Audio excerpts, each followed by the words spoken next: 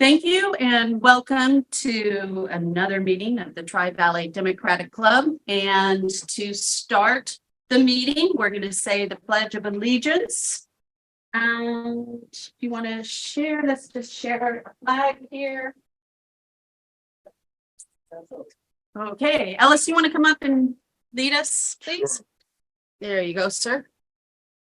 Get a nice big shot. Remembered words. Please join me. I pledge Allegiance of the United States of America and to the republic for which it stands, one nation, under God, indivisible, with liberty and justice for all. Someday. Jackie. Thank you. First off, I want to welcome everybody this National Day holiday, Juneteenth, National Independence Day. This is the second official year of this paid time off holiday. Hopefully everybody had a good day off. This day in 1865, Major General Gordon Granger rode into Galveston, Texas to deliver the General Order number 3. This was nearly 2.5 years after the Emancipation Proclamation. But it wasn't until soldiers marched in and forced the issue that the people in Galveston were freed, the slaves in Galveston. And it wasn't until the 13th Amendment was ratified and proclaimed in December 1865. And it was that article that actually made slavery illegal. Until then, until they were forced, obviously, that didn't happen. So I want to thank Joe Biden's administration for passing this national holiday last year. And hopefully people will learn more about the history of what happened back in Galveston. To open up tonight's presentation, we're going to start with Kyoko. I believe you are going to introduce our speaker. That's what I was told. Would you like to introduce our first speaker today, Jennifer? Yes, no? You get into it. Richard. Okay, Richard's going to come up. Introduction. That's a board. Readings. Oops. Sorry for the confusion. 4 minutes into the meeting, folks. Anyway, so our first speaker tonight is somebody who I've known for a few years now. I really like her a lot, both as a person, but also as somebody who does really, really good work for our communities, and especially a lot of the communities in unincorporated Alameda County who, let's just say, don't really have as much of a voice as other parts of the county. She is somebody who I thought ran a very, very brave campaign for assembly last time around, and who is now officially running for County Supervisor District 4, taking on another big task. And I just can't say enough good things about her. She is genuine as a person. She cares so much. And I would like to welcome now Jennifer Esteen. Thank you so much, Richard, for that impromptu introduction. I appreciate that. You're good on your feet. Do I need to stand for the camera? Is there an ideal space? Yeah, right there. Right here. Maybe all right, I can see myself. Hey, everybody at home on Zoom, and hello to everybody in the audience. As Richard explained, I am Jennifer Esteen. I'm a registered nurse and a public health nurse, and a resident of Ashland, which is in the unincorporated area of our Alameda County. And yes, I am a candidate for supervisor here in the county in District 4. And I also, just to give you a little background, I currently serve on the unincorporated Municipal Advisory Council for the Eden area. I also am the vice president of the board of the Alameda Health System, which takes charge of our 4 county-run hospitals Highland Hospital, which is a level 1 trauma center, John George, our psych hospital, San Leandro and Alameda Hospital, which are community hospitals, and several FQHCs, which are federally mandated, funded health clinics. And we just passed a balanced budget, a $1.4 billion budget. So I'm very proud of my role on the board. I also serve in the Housing Conservatorship Working Group in San Francisco, where I do my work every day as a direct service provider, as a psych nurse and public health nurse. But I haven't always been a nurse, and I haven't always been somebody who's the vice president of any board or any council member. I really have humble beginnings. I grew up, was born and raised in New Orleans, Louisiana, and moved here 20 years ago. It's actually been 20 years. June 1st was the anniversary of when I moved here to, and actually was the first place I lived in the East Bay. And I was chasing a California dream. Real estate was booming. I had a brand new baby. He was 1. And my husband and I at the time, we packed our bags, jumped in the car, moved across the country and landed in Oakland. And everything seemed to be great for the first few years. I had another kid, got divorced, not so great. And then after that, the real estate market crashed. I don't know if any of you guys remember that. Like, we thought COVID was tough times. That was in my lifetime. That was the first, well, probably the 80s were rough, but I didn't experience that as a working adult. When the real estate market crashed, I lost everything. I went bankrupt. I lost my house in foreclosure.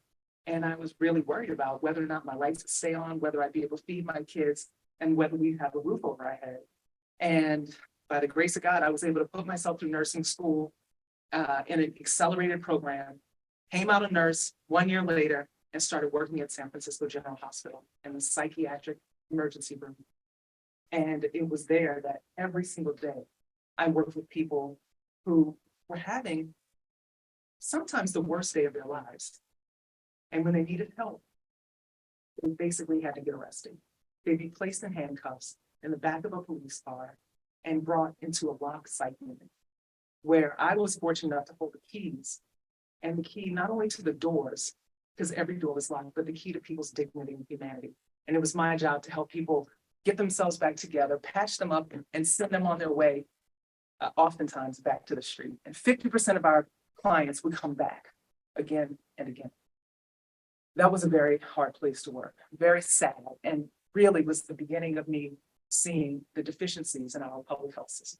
That if somebody has to get basically arrested to get help, something's not right. And if 50% of the people we serve keep coming back to crisis care, we also don't have enough permanent solutions to offer.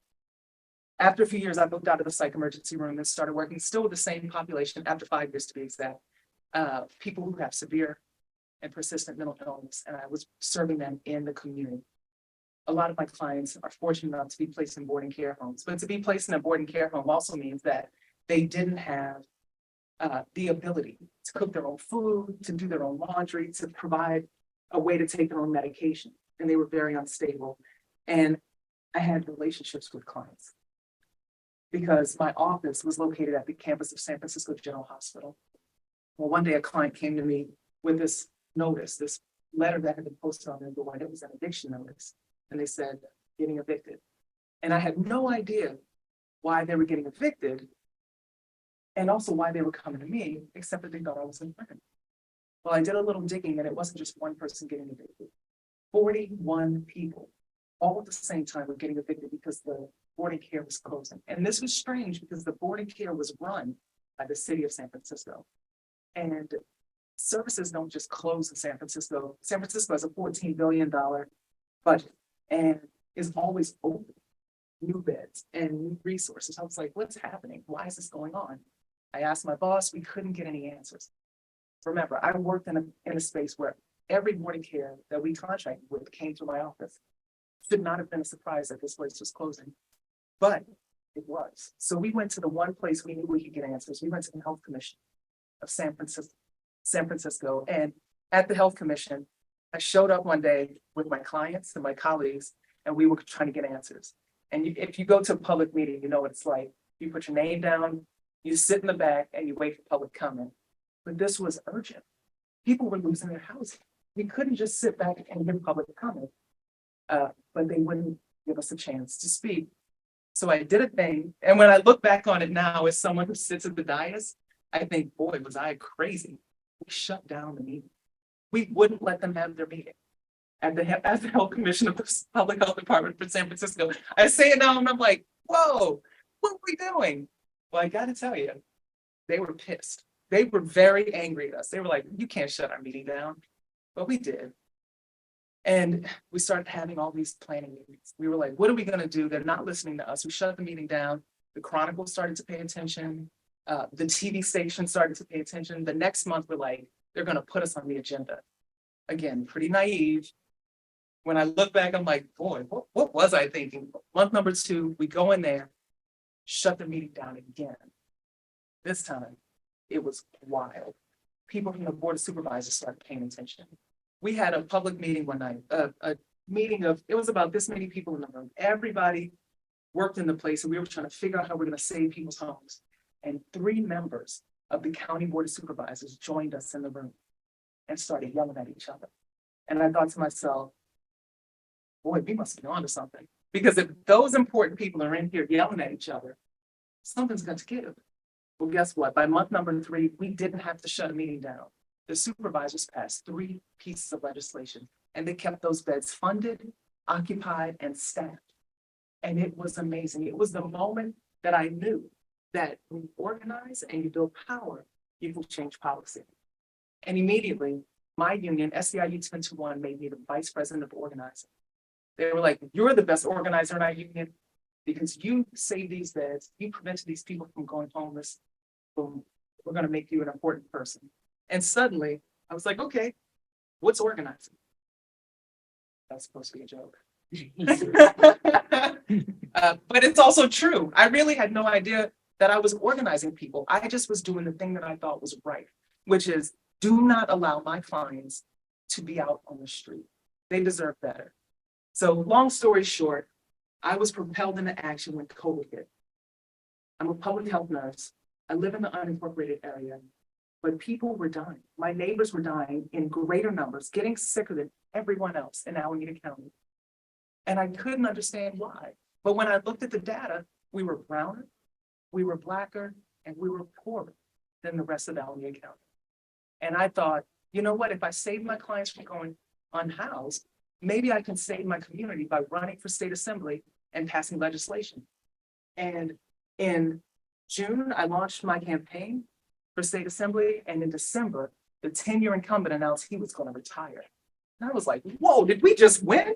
Did we just win again? Well, a few days later, a new candidate showed up, and then another candidate showed up, and then another candidate showed up. And a lot of y'all know that story. It ended up being the 4th most expensive primary in the state in terms of independent expenditure money. And none of that money was spent to support my win. And at the end of the election night, we lost by 1%. And that 1% felt like it was so close. It was a bit heartbreaking and it really shattered me, but it also gave me good information. And that information was that we came within a hair's breadth. So I spent the rest of the year trying to recover. And people kept saying to me, Jennifer, you're a nurse. You're a psych nurse and a public health nurse, and you are the kind of leader we need in this place where we live. You live in the unincorporated area where people feel like we pay taxes and don't get representation. The Boston Tea Party happened because of taxation without representation. We deserve better. And they encouraged me not to give up. And that is why I'm running today for county supervisor, because the county has the mandate to provide healthcare, to provide housing and homelessness services, to provide our public safety net. And I know the people that work for the county are doing the best they can with what they have. But it's complicated when you are short-staffed by more than 3,000 workers. It's complicated when budget funds are shifted into places like the carceral system instead of services in the community. It's complicated when we've had the same leadership for decades and the same policies continue to move forward. I don't know about you guys, but I think it's time for a change. I appreciate you listening to me. I'm Jennifer Esteen. And if we have time for questions, I'm happy to Absolutely. answer questions. We have plenty of time. And I did hear some reports. A couple folks are having a hard time with the volume, so you might want to. Apologies. Right, I'll keep this closer. Yeah, I think that's There we good. go. How Sorry. about that, Mary? Is that better? It might have been me. Okay. Questions? I can- Sorry, Jennifer, should know this, but what's included in District 4? Are we? I think that's a great question. Thank you for the question, Jeff. So the question is, what's included in District 4? So the boundaries of District 4 are deep East Oakland, Montclair, which is in the Oakland Hills. Then you come south, all above 580, so near the Oakland Zoo. Then you jump over San Leandro, get to the unincorporated area. So it includes Castro Valley, Hayward Acres, Fairview, Cherryland, and Ashland. Then it comes all the way here to Pleasanton, but not Dublin. And that's District 4. That's Like, Not that, but not all the way to Livermore. I'm sorry. is that all of Pleasanton? I think it's about 95% of Pleasanton, Oh, okay. Does that include Sonoma? not Sonoma anymore. Not Sonoma. Right. It used to include Sonoma. If you go to my website, jenniferesteen.com, I have a district map and you can see it. There is a spot where I think you can even put your address in. Sometimes it works. It basically links to the county website. Sometimes it works and sometimes it doesn't. We'll get the, before the conclusion of our meeting, I will get everybody the links. That's great. That's great. Yes, sir. Nate Miley is extremely well-known and of course been here for a long time. And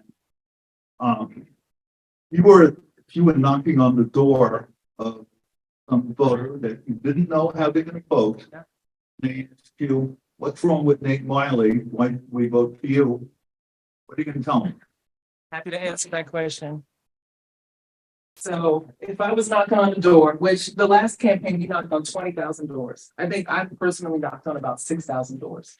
So we'll be doing that again in a few months as we get closer to the end of the year. I would say there's nothing wrong with Nate Miley. He's a fine guy. He appointed me to the Eden Met. He made good choices there. He also blessed my appointment to the Alameda Health System Board. He made a good choice then. I would say that over the course of the last 20 years, we have seen many crises affect our county. And they're not his fault, but he is responsible, along with 4 other people on the board of supervisors, to respond to those crises, to have a vision for our county that takes us into the future. And after 2 decades in this role, plus another decade more on the Oakland City Council, I think we have seen a track record that helps us understand where we are today. And if we want to continue along this line, this track record, we should do nothing. If you're happy with the wealth distribution as it is, if you're happy with the number of people who are falling through psych emergency, the jail, back in and out on the streets, if you're happy with 3,000 vacancies in our county social services, where, if you want to provide the thing that is the county mandate, but you're so short-staffed that you can't do it effectively, if you're happy with that, make that choice on election day. If you want vision for Alameda County that's focused on housing, healthcare, jobs, and justice for all of us, then we can talk about what's coming. Because what I want to do is make sure that we're building affordable housing that is transit dense, that is in our communities with resources that are available according to the equitable distribution of how our community needs it. I want to make sure that the county, which is home to so many contracts, the county has a budget of $4 billion. I want to make sure that the contractors we are working with have accountability metrics that tell us we're getting what we pay for. These are our tax dollars that are being spent. I want to make sure that we are also using an equity analysis as we make decisions about how contracts are awarded, and equity analysis about how money is spent. My neighbors in the unincorporated community are often asking, How is the money being spent when it comes to us? If you're in a city, you have a city budget. You know exactly what it looks like. In the unincorporated community, we don't have any direct way to know what we're getting and what we're, and I think people deserve to know. That kind of transparency and accountability is something we deserve. And I also think that my vision for the county is that we can be the leader in so many things and how cities coordinate care so that as we try these innovative approaches to response, like we have a different kind of crisis response in Livermore and a different kind of crisis response in Fremont and a different kind of crisis response in Berkeley and a different kind of crisis response in Oakland.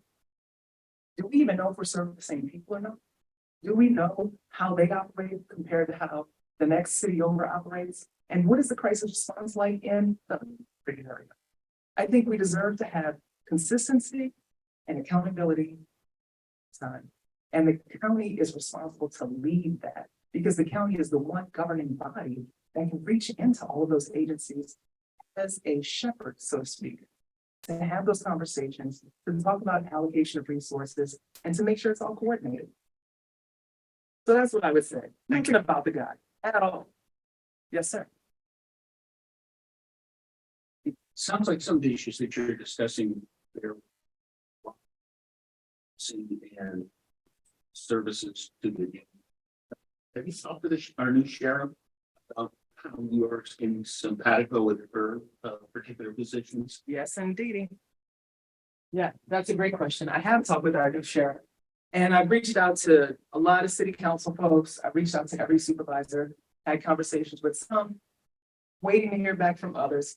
The sheriff and I did meet about a month ago, and we talked about alternative responses. We talked about ways to make sure we're not using excessive resources. You know, one of the sad things that's been happening lately in our county jail, Santa Rita, is that people have been dying. And it's really, you know, when people are taken into custody, they deserve to have their civil rights honored and respected. And that means the things that they could potentially access in the community, like medical care, mental health care, dental care, you name it, they can't get it on their own. So it has to be provided to them in the jail. Sometimes, you know, my role on the Alameda Health System Board is interesting because I'm responsible for the fiduciary oversight of how we allocate resources. And we have an issue about throughput. Throughput is the term that we use to talk about how people go from the emergency room to the inpatient unit and back out into the community. And throughput is often not as good as we'd like it to be. We could shorten length of stay. However, people who are in the jail come to Highland Hospital for care. Same thing at John George. People who are in the jail will sometimes come to John George for care. And I think that there are ways that we can be more efficient and effective to serve those folks and to make sure that they're not holding beds in that unit in John George or in the unit in Highland Hospital, caring for them somewhere else within our health system. I actually had a very interesting conversation with Sheriff Sanchez about that and another one of our supervisors just this morning about that. And, you know, there's a hospital called St. Rose Hospital located in Hayward, which has come to the county for monetary bailout many years in a row to the tune of many millions of dollars. And when we think about the amount of sheriff staff, this is just one example of when we talk about policies. You think about the amount of sheriff staff that are able to transport someone from California to Dublin, to Oakland, sit with the patient 24/7, not do their job in the jail, just sitting. A lot of times it's 2 deputies at a time. That's huge man hours. That's resource heavy. Same thing within the psych unit at John George, resource heavy. And I think that there's a different way that we can utilize our resources, bring them shorter distance to Hayward instead of Oakland, and maybe have some kind of secure setting. There's a feasibility study being done right now about what's going to happen at St. Rose. But in the meantime, they're coming to the county asking for dollars, millions of dollars. And, you know, that's one way that with a public health lens, because I'm a public health nurse, that we can approach fiscal responsibility on the county level with forward thinking. Instead of just giving a bailout to these folks and building a new site at the jail, like we're just throwing money at problems without making them any different and without necessarily making them any better. So that's one thing that I talked about with our sheriff, but we talked about a lot of things, and I would love to have an ongoing working relationship with all of our county officers, the sheriff, the DA, the public defender, you name it, all the folks in public health. I look forward to having a strong working relationship because again, I believe that all of these folks to do the best job possible. And what does that mean for the overall arching vision? Right. Yeah, you're welcome. Thank you for the question. I saw a post, and I think it was Arisha posted it about the county considering expanding hospital or mental health facility inside San Rita. Do you support that, or are you on the other side, which I hear a lot of folks are, in taking that money and giving it back to the community instead of the jail? What's your stance? Thank you. Yeah, I do support community resources being spent in the community. I think, in 2020, the height of the COVID emergency, when we were in the middle of a public health disaster, the county was struggling with a lawsuit. And then $20 million was allocated to the jail then. And it's additional funding. And I think we're not seeing the results of that. And now we're talking about another $80 million. And, I just offered a solution. Hospital that has vacancies that's coming with its hat in its hand, asking for millions of dollars. I think that there's a better way. And I think that $80 million spent in the community where you don't have to have 24/7 deputies that are paid, healthy salaries, and you have to have the items on top of that. I think you just don't get the best bang for your buck when you spend money in the jail. And you also don't offer prevention and alternatives to incarceration if people are in the jail. We have to, we have this system that exists. This is what it is. And if we ever want something to be different, we have to start investing in community-based resources today. And $80 million is a huge price tag. Don't know if that's the best way to spend money. And I don't know that we've seen the feasibility study. If there is one, I don't know that we've seen the transparent delineation of how that money will be spent compared to how it could be spent differently if it were invested in prevention, if it were invested in community resources, so that people don't end up going to jail in the first place. And I think we have to begin doing more investment in the community so that we can stop people from going to jail. Because, we're building a psych hospital line. The jail's half full. Like, there's a way we're keeping people out. We emptied the jail during COVID. That's great. How do we keep people out and keep them well? Sometimes the jail is really a revolving door. And then we have this sad outcome, the risk of death. It can be a scary thing to be brought to jail. So yeah, I'm for community-based spending. Thank you. Other questions? Oh, we have a question from John Bauer.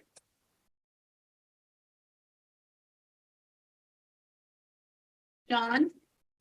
Yep. I had to press the unmute button.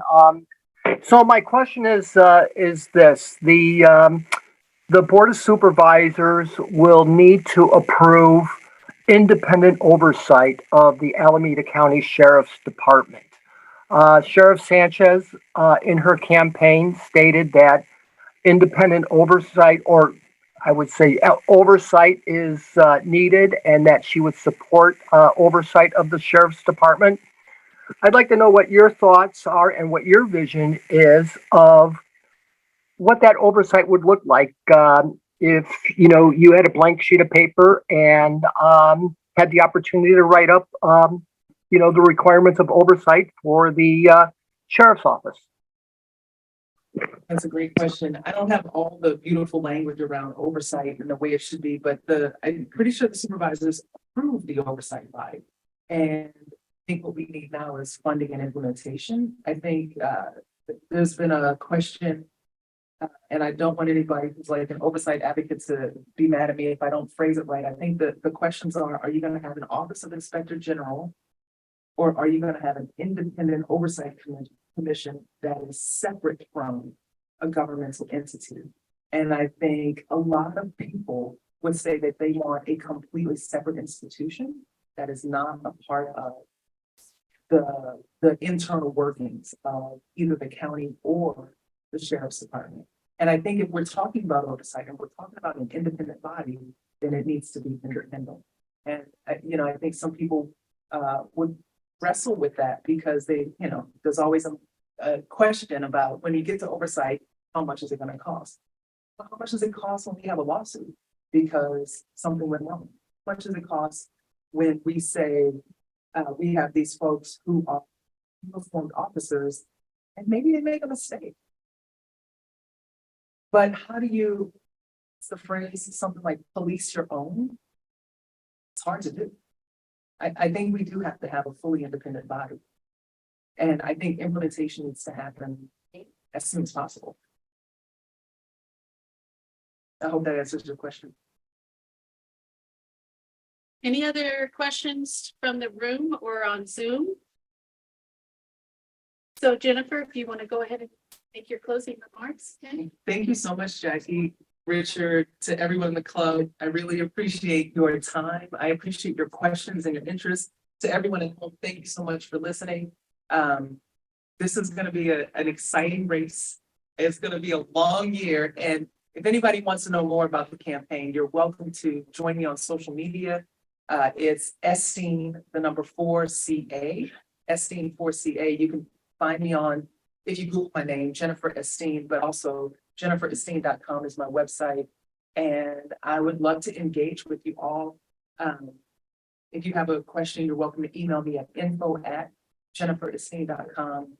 And again, I greatly appreciate your time tonight. Thank you for letting me introduce myself. And I hope that there's a process at some point to come back for an endorsement conversation. Yes, yes. And we're going to be talking about that a little later Right. today about that process. Thank you so much. Next up, Miguel. Hold on a second. Are you back? I'm back. I'm listening. I was listening.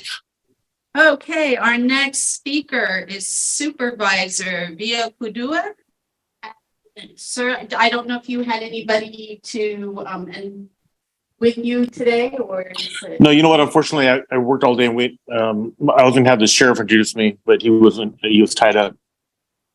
Then I'm just going to go ahead and turn it over to you to do your presentation, and I will your video as soon as I sit down. Thank you, sir. Well, good afternoon, everyone. And I apologize. I couldn't be there in person. I'm on 23. I sit on 23 committees, and I'm really super busy. And tomorrow we have a budget meeting that's going to go all day, so I need to prepare for that.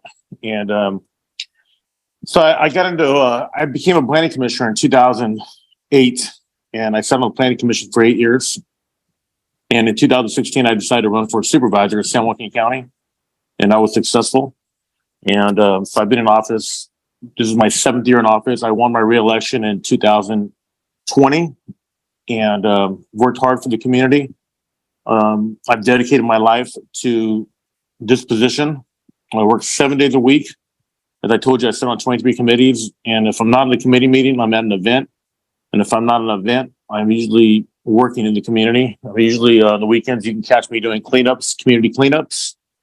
I love to cook, so I usually cook for nonprofits.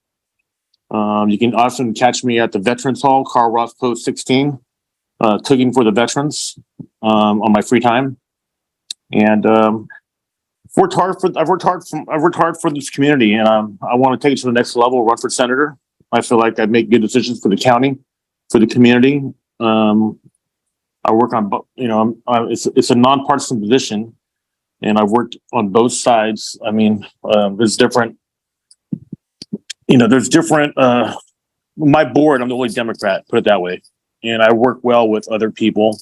They're Republicans and they're independents. But at the end of the day, I vote for what's right and what helps the community. And look forward to taking it to the next level. I love serving. And that's about it in a nutshell. But I'd be happy to answer any questions you might have for me. And I'm gonna open it up to the room here first. Anybody in the Okay. room? Alex, why don't you come up? I'm wondering what in your background. Okay, well, I can tell you right now, I grew up on a farm. I can tell you my life story in a nutshell. Bill, let me finish the question. What in your background made you decide that public service and elected office is for you? What event or some person that influenced you? I read your website, back an hour or two ago, and it said you worked on the farm and to value hard work, working with the community, and like that. My question is why? What is it that made Miguel Villapudua the person that he is? Thank you. Okay, thank you, sir. Well, just to start from on a small farm, I'm the youngest of 5 children. And I learned how to work hard at an early age, waking up early, feeding the animals before I went to school. I had chores. Most of my friends were out having fun. I was a student athlete. I had priorities. And I was always involved in the community, always volunteered to do numerous things in the community growing up. Never thought I'd be in politics. Never crossed my mind. My cousin, Carlos Villapudua, our current assembly member, he was in office and he thought that I would be a great planning commissioner. And I didn't know anything about it. And I read into it, looked into it, and finally I agreed to do a position.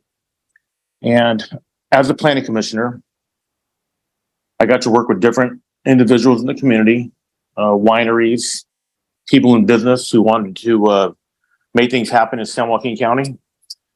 And I did a good job. I worked hard. I never turned down a call. Everybody wanted me to go see a land development in the community. I would go. I worked well with people. And when the time came, my cousin thought it'd be a good idea if I ran for office. And I never grew up thinking I wanted to be a politician, but I've always had a heart for helping people.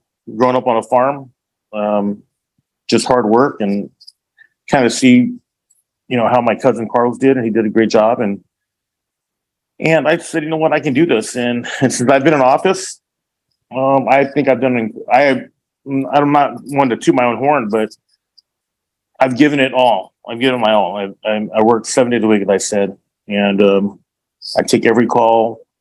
People reach out to me all the time and ask for help for different matters in the community, and I never say no. I always try my best. If I can't say no, I try to find a way to make it happen for nonprofits, for people in the community, for veterans. I have a heart for helping people, and that's what I think that I've excelled in my job. And it hasn't gone unnoticed. I'm well liked. I'm respected in the community. I've never done anything dumb. All I do is show up to work every day and do the best I can for everyone. I hope that answers your question.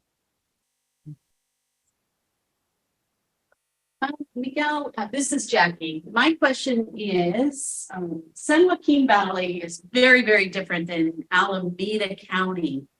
How are you going to, if elected, immerse yourself into Alameda County and get to know all the ins and outs and the issues that are going on here in Alameda? That's a great, little different than what's going on outside. I totally agree. That's a great question. And I'm going to go, if elected, I'm going to go in head first. You know what? It's a learning curve, and I plan on working hard and getting to know everyone in the community and find out what the needs are and just do the best I can. When I first started this job, you know what? It takes a while to figure out the job and how to how to make things better. And as a senator, I believe I can make some legislation that'll help District 5 in every cause. And that's what I plan on doing. I plan on going there and giving it my best and trying to meet the right people and fight for District 5 District 5. Thank you. Okay. Other questions? We have a question from Dan Rainey. Hi, basically what I'm wondering about is how committed will you would be to, implementing Valley Link and maybe taking money away from high-speed rail in order to get that project funded more? Sorry, is there something that can repeat the question? I missed the first part. What are you going to do to improve or implement Valley Link? Well, I actually sit on the rail commission right as we speak. Right. And- Is there any and- money from high-speed rail to come to Valley Link, redirect those funds? Well, we just, I belong to COG also. And as a group, we went to Washington and we, we're asking for money throughout through different angles, through Congress, through congressmen and senators. And yeah, that'd be one of my goals, is to improve transportation, especially for this area. There's too many people going over the hill and working hard and driving and we're trying to make it easier. I think rail would make sense for everyone.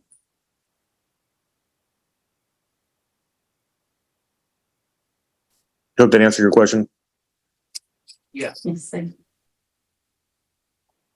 Hi, Miguel, it's Richard. Thanks so much for being here tonight. Yes, sir. My question is, can you tell us some of the differences in your opinion between you and the other candidates running for this office? And I guess the second part of that question, I want to make clear this is not an attack or anything, this is a genuine question, is you and what do you say to folks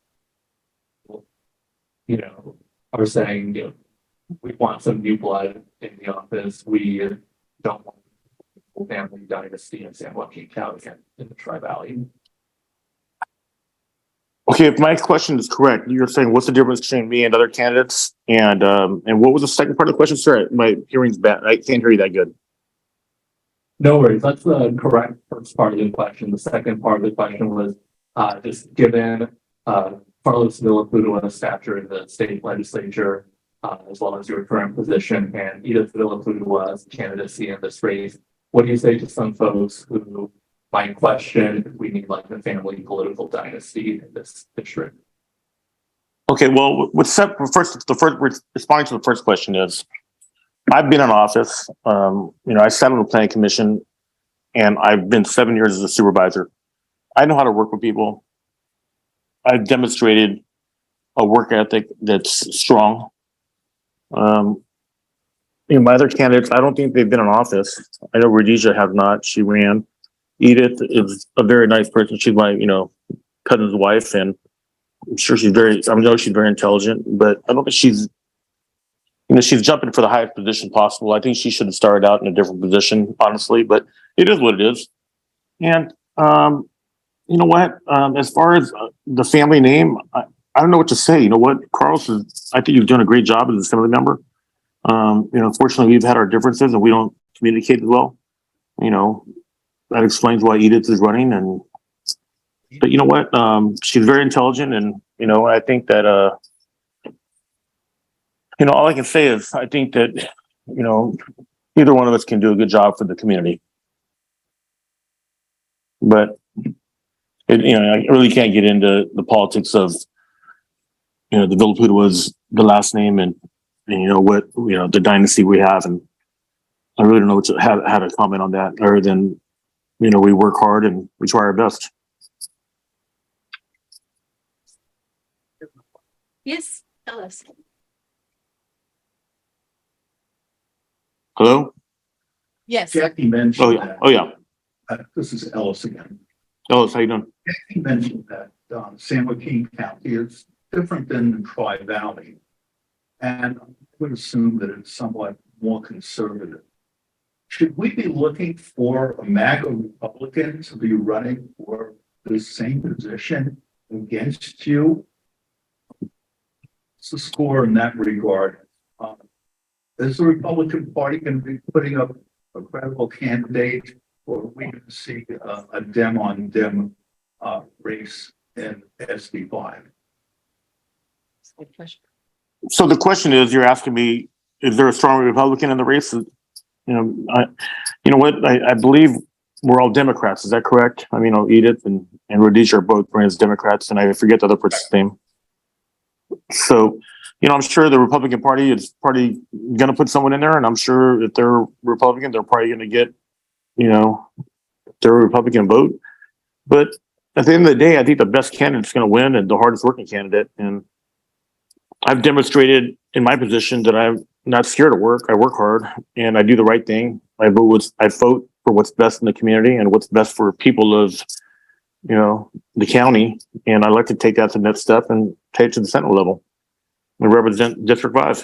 And I would do it professionally. And I'd be the hardest working person there. I'm not I that, can't, this is Jackie. I'm not that familiar with San Joaquin County politics. What was the biggest achievement or the thing you're most proud of that was passed in your district? you know what?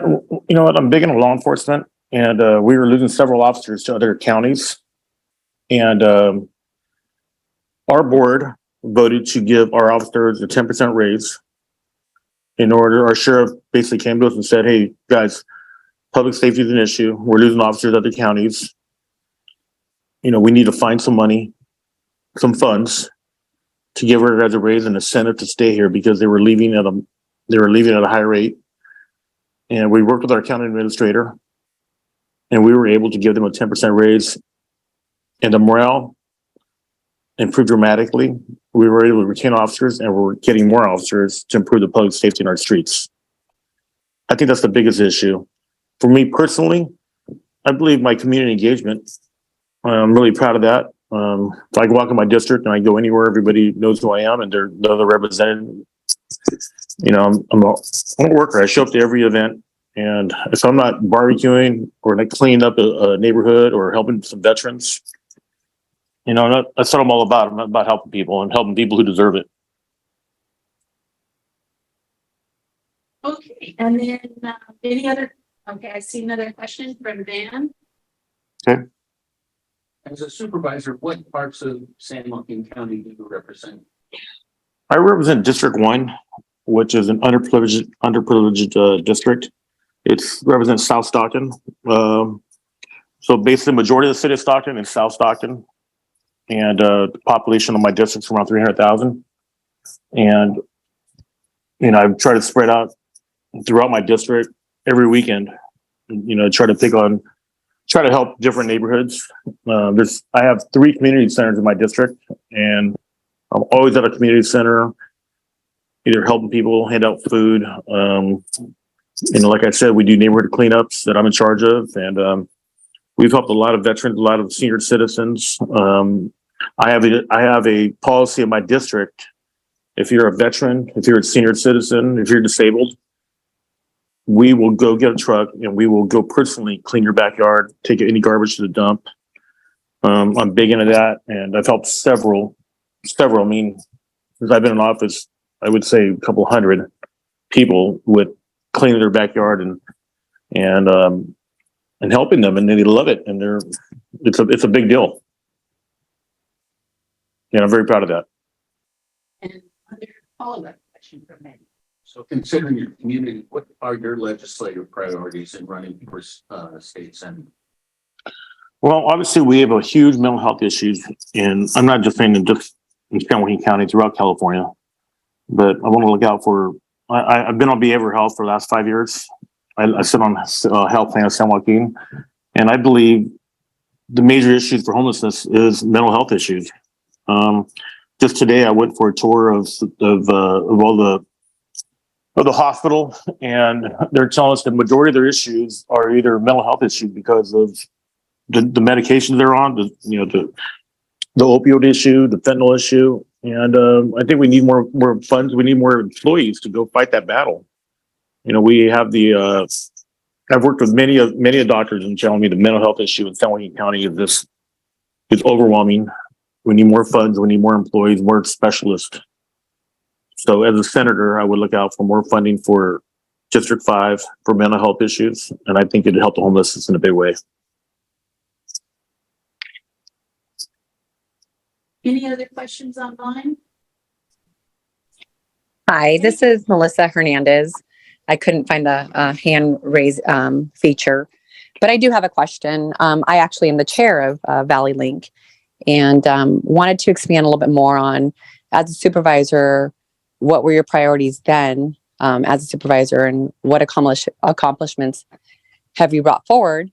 And then what are your priorities combining both Alameda County, the Tri-Valley, and San Joaquin County? I understand that you said mental health issues, but can you elaborate that a little bit more? Regarding the Valley Link, correct? Well, your priorities, correct? All right. Well, as I said before, that I sit on the rail commission now, and I advocate. Yes, you and I sit on the San Joaquin Rail. I Yes. was talking about the Valley Link commission. Well, I support it, and as a supervisor, there's not much you can do to support that Valley Link. But if I were to win the senator, I would be an advocate to support the Valley Link. And I understand that there's a huge issue now with people, driving to work every day in their cars or leave early in the morning. There's a huge commute issue. So I'd be a huge advocate to support the Valley Link. As a supervisor, I've signed letters of endorsements, but as a county official, there's not too much you can really do as a supervisor, I believe, other than write letters of support and go to meetings and so forth. But I think that's a huge issue that I would support as a senator. Thank you. Melissa, any follow up on that? Questions? Thank you. Thank you. And would you like to say any comments in closing? Sir? Well, again, are you talking to me? Yes, sir. Yeah, well, I just want to say thank you for having me tonight. It's a big honor. And to let you know that I'm going to work hard and try to win this seat. And I would love to have your endorsement. I've worked hard for my community. As I told you before, I work 7 days a week, and I will continue to do that if elected. And I hope I have your support. And if not, I will continue to work hard. And if I win, I will represent the Democratic Party in a positive way. Thank you. Thank you.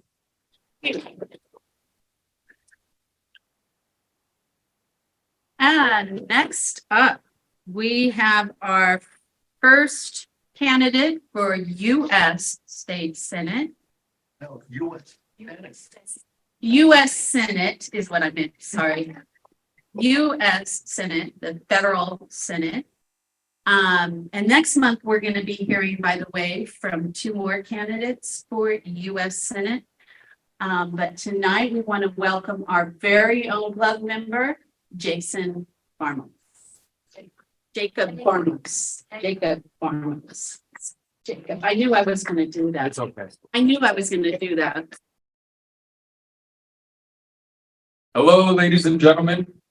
My name is Jacob Farmos. The majority of my presentation is written down, so I'll have my head down into my phone. I was born in '93. I apologize if that's unprofessional, but I'm going to be keeping my head down and reading what I've prepared. My name is Jacob Farmos. I'm the 8th child of a Hungarian immigrant. My father fled the communist Soviet Union in 1969 to find a better life in America. I was born and raised in California near the San Francisco Bay Area. My parents raised me with strong foundations for a healthy adult life.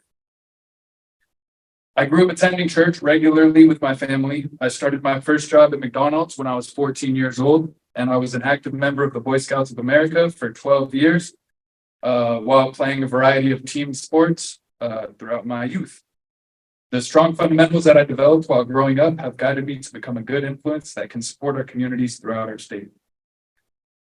After graduating high school, I began researching other cultures and regions of the world. I lived in Slovakia and tutored English to expand my understanding of international perspectives.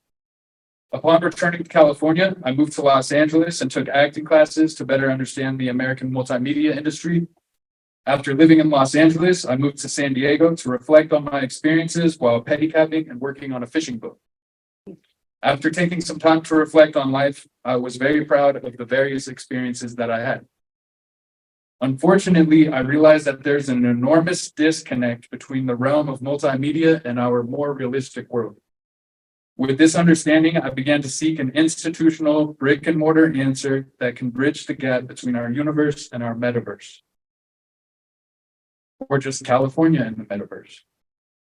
With the fate of our upcoming generations on my minds, I kept collegiate coursework at the forefront of my agenda, and I developed a project to upgrade our nation's municipal libraries with proper multimedia production departments. These library upgrades can be considered infrastructural support of our metaverse.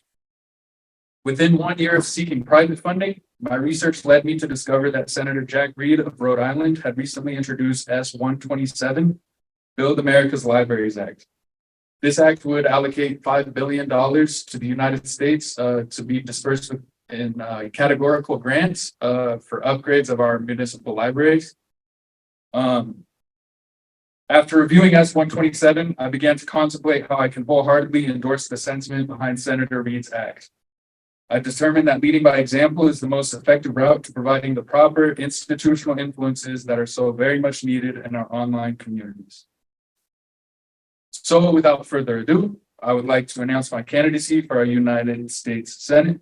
I'm basing my campaign on one specific promise, and that is to live stream myself daily on Twitch TV throughout my entire term in office, as well as other live streaming platforms. 40 hours per week, 8 hours per day at a minimum. Modern technology, specifically live stream capabilities, give us an opportunity to connect with our public officials like never before. Again, my name is Jacob Farmos. I currently attend UC Davis in Davis, California, where I'm studying political science. If elected in 2024, I will be 31 upon taking my oath of office. With a clean slate, I will use regular daily live streams to establish transparent relationships between government and big business. Legislation is heavily influenced by interest groups. The necessity of interest groups is very clear. They link the public and the government. So the necessity of interest groups is very clear, but our lack of transparency limits the capabilities of our democracy. And it shines a bad light on the idea of interest groups even existing. People kind of shun the idea of an interest group providing funding when that's actually the correct way it works. We just need to be more transparent. I will maintain bipartisan relationships within politics and not alienate or butt heads with any other party. I believe that governments have a perpetual responsibility to support their citizens as best as they can, and that daily live stream capabilities fall within this scope of responsibility. Our nation's politicians are underrepresented in our online communities that are ever present and continuously active. It would be very easy for our highest levels of government to provide the proper influences that the realm of multimedia is lacking. The influence of government is meant to be one of respectable leadership and attainable comfort. It's not supposed to be arguments and divisive competition. So in closing, the most unique aspect of this campaign is based around live streaming. If other candidates were to take on this mission, I would endorse them as well. So the most unique aspect of this campaign is based around live streaming. Modern technology has ushered in a new era of transparency. My mission is to utilize modern technology as thoroughly as possible to provide the best version of democracy that we as Americans are capable of. Vote for me, endorse me, or email me and ask follow-up questions whenever you get the opportunity. Thank you very much.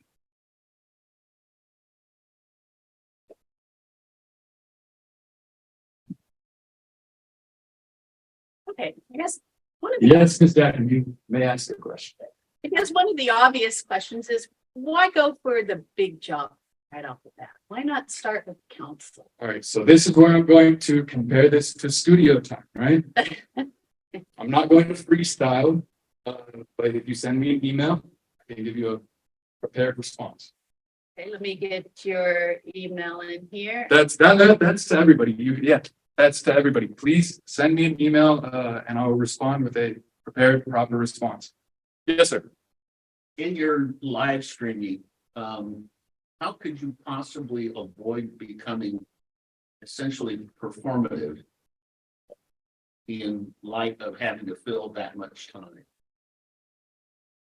That would be the fourth wall. That would be, I think you just break the fourth wall and it's not really, it's not a performance. But how is it any more entertaining than C-SPAN is today? Little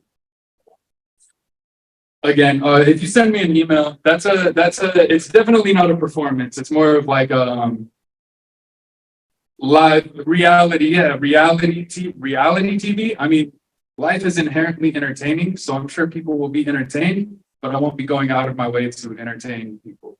I'll be at work representing an entire state.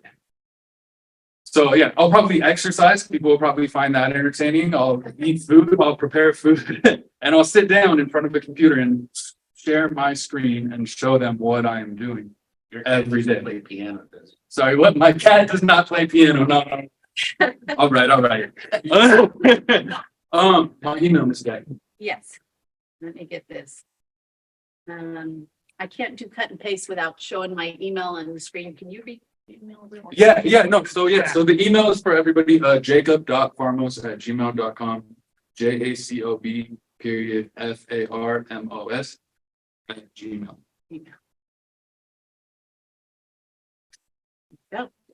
Mr. Goldberg? Thank you.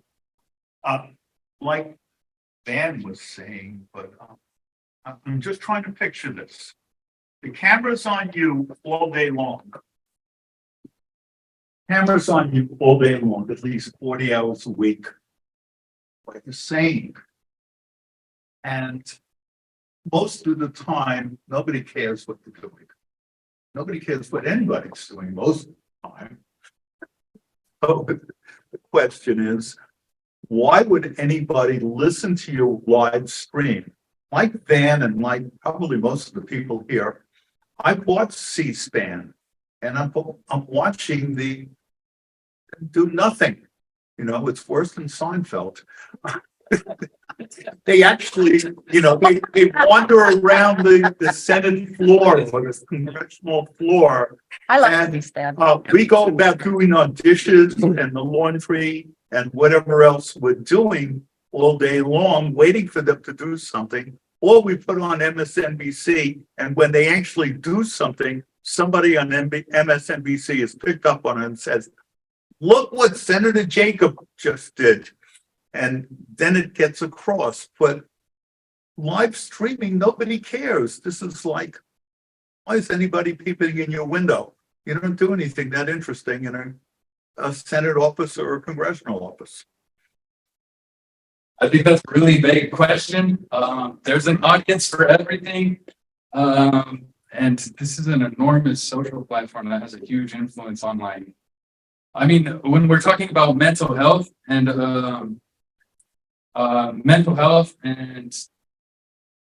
the causes of people going crazy, it's probably because they look at the top and they don't see very much. It's not really readily available to them. It's kind of a closed off community that seems to work behind closed doors and pop out whenever they're available, as opposed to being available the way, I mean, teenagers, all types, like 10 to 100, you have people showing up and live streaming. The last community actually to show up online is the leaders. Everybody else is there. Justin Bieber showed up when he was like 14 or something. Mac Miller did the same. And Drake doesn't freestyle, so I'm going to stop freestyling. Okay. Other questions? Jennifer. Hey, Jacob, I think what you're doing is pretty brave, and I'm excited for your candidacy. And as a candidate, I wonder, what is the policy that you want to move during those 8 hours of live streaming, 40 hours a week? And I'm hoping that you don't have to freestyle because your policy is clear already. Email. So I'm not gonna freestyle, it's still a freestyle. Is it live? It's a freestyle. But yeah, email, definitely email. On Twitch live, I'll be on Twitch TV. which Wow. was campaign live. Oh, yeah, sure. Other questions? I'm gonna put this camera back up on the podium before I drop it. Other questions? Anyone? And you know, I'm gonna go ahead and let you make your closing remarks and Ladies and gentlemen, I am no longer available for live questions. You can email me and we can have a prepared conversation. It's outrageous to possibly imagine that the highest level of government is at a whim conversations and questions and responses. They are valuable and they do show somebody's competency. However, the details and the intricacies of this position involve a lot of preparation and sitting and planning. So I would not be giving the position justice to just sit here and try and answer questions without just sitting down, preparing it on the proper response. Thank you very much for hearing me out. thank you so much. And if you need any extra work helping me with streaming live, I could use help. Obviously, after last month. Thank you so much. Thank you so much. Nice presentation. And here to introduce, Ellis, would you like to come up and introduce our next speaker? We have a book signing here today. For those that are on Zoom, you might want to, if you purchase, is there a way? Well, I'll let you, when you get up here with your presentation, talk about how people on Zoom can get a hold of your book. But here to announce our next speaker is Ellis. Thank you. Our next speaker is Jeff Colvin. Jeff Colvin and I have been hanging out at this club for, it's going to be 20 years next year, at least. And Jeff Colvin's a very unusual person. He's got a PhD in science and works at Lawrence Livermore Lab. And although he's somewhat retired, they still let him come in and doing science type stuff. And then recently I found out that Jeff is part of history. And I'm 3/4 through this book. It's a 200-page book, but it's thick. By thick, I mean thick in content. And I think everybody here except for James has been through the Jacob has been through the Cold War. And basically we didn't know what was going on. There were conflicting reports. There were different perspectives. There were boring television shows about it. We heard that the Cold War was over at one point. Now we find ourselves with Putin. But many of us were just too busy with life to understand what happened in the Cold War. Jeff is going to tell us that story in this book. This book is not only a story about what was going on in Russia, what was going on in the United States, I should have said the USSR, but it's how it will happen behind the scenes, what the conflicting political vectors were, and how it went down. But on top of that, he looks at it from the eyes of a physicist, somebody who is trying to understand quantum mechanics, which is just being revealed at the time.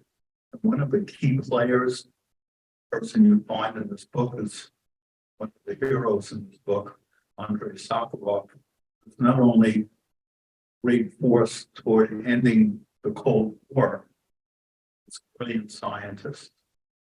This is an amazing book. And I strongly recommend it. That is my friend, proud to say is my friend. Jeff Colvin.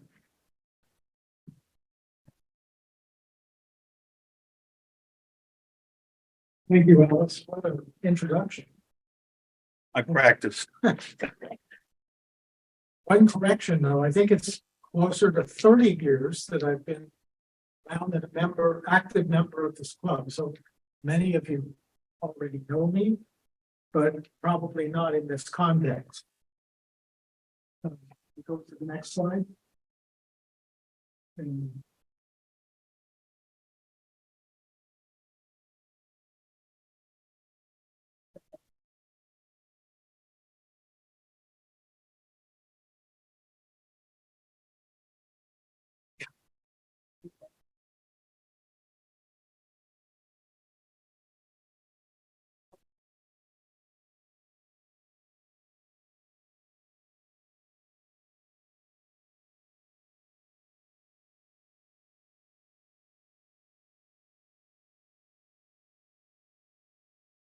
next slide.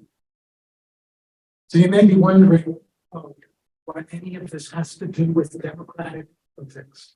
Well, the answer is, and you're going to find out about that reading this book. So,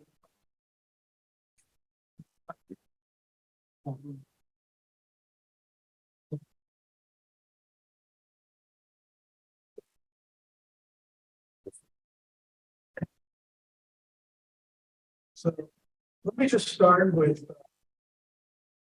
reading a short excerpt chapter, which tells you what the questions are that this book addresses. So, very few people in the West outside the scientific community understand linkages between the scientist boycott and the ending of the Cold War.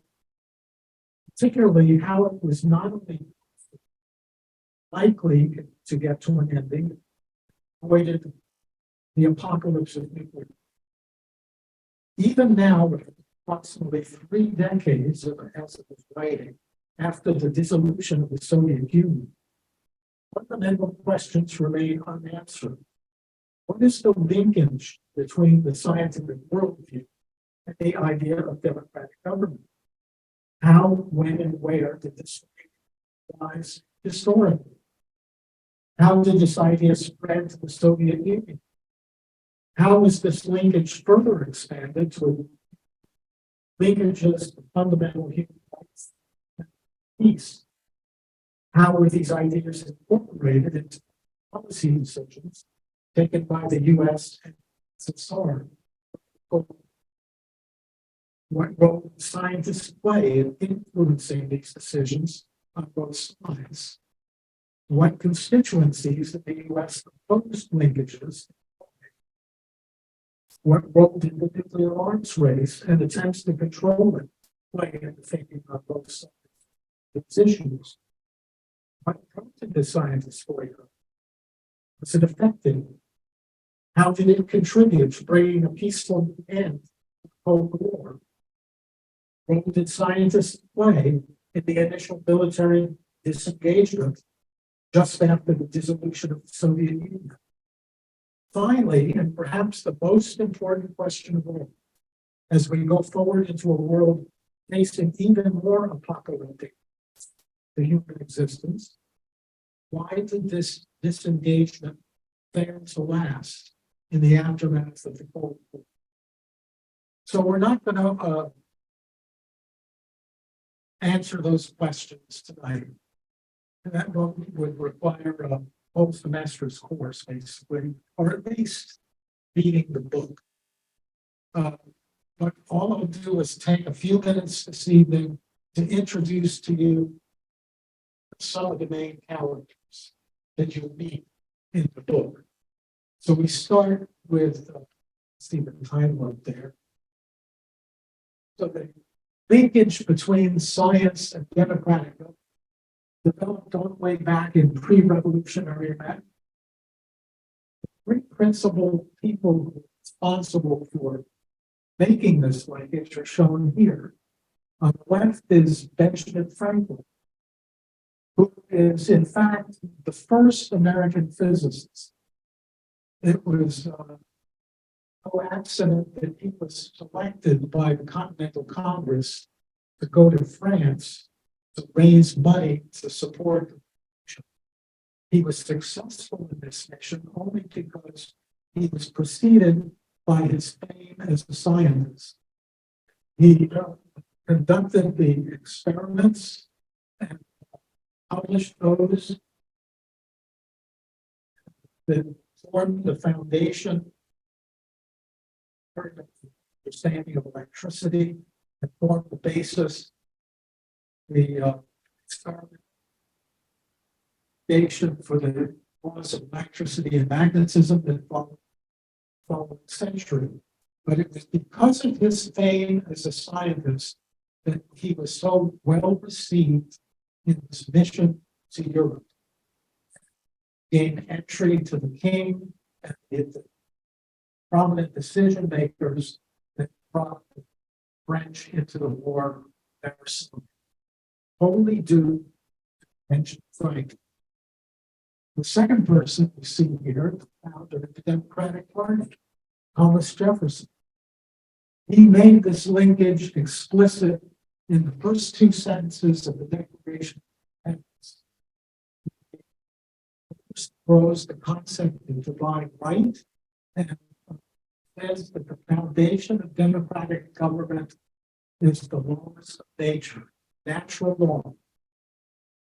And in the second sentences says that these truths are self-evident, which means that the laws of nature, which form the foundation of democratic government, are knowledge to all.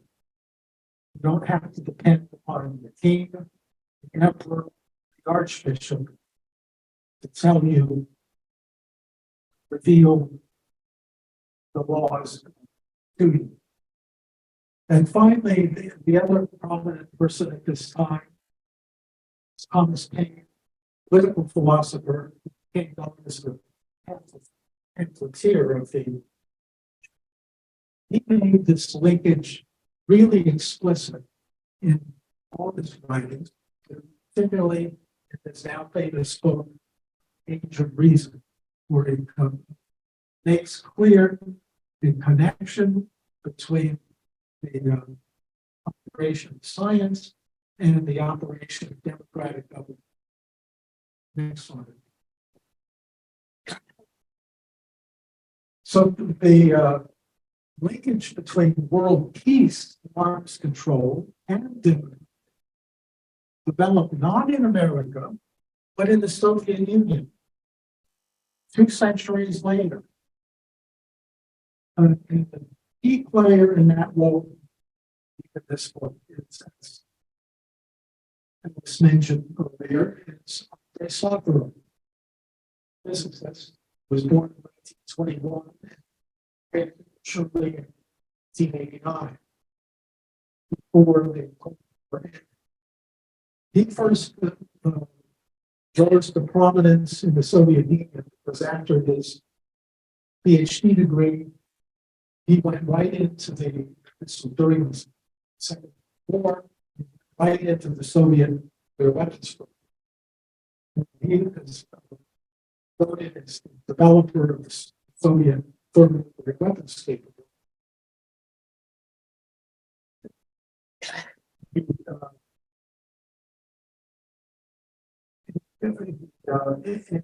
Scientific life made fundamental contributions in plasma physics, magnetic fusion, cosmology, particle physics, effects of nuclear weapons.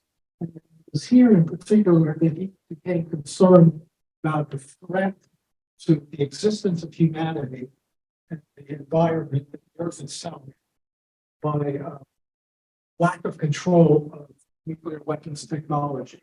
In fact, he was very upset with the Soviet nuclear weapons test in which there were casualties, and he confronted Soviet generals during this, became